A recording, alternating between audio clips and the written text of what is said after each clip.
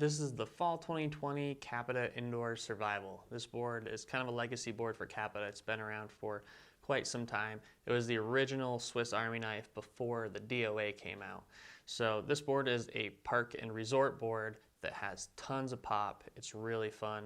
It's great on jumps and great on rails. It's going to be a true twin, and it's a little bit of a narrower shape. So if you're looking for something that turns really quickly and really excels laying over some carves, but you can still hit the park with, this is a great option for you. So this board is going to have the Park V1 camber profile, and that's going to be mostly positive camber.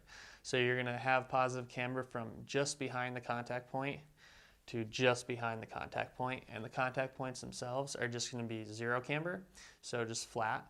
And by doing that, this board rides without that hooky feeling that full traditional camber boards ride.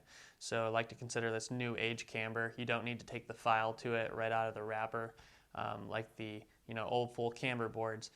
So nice update there on the camber. This board is going to have a FSC dual core. So the core is going to be mostly poplar, and then it's going to have beech through the inserts, and that's just going to make it much more durable and stable.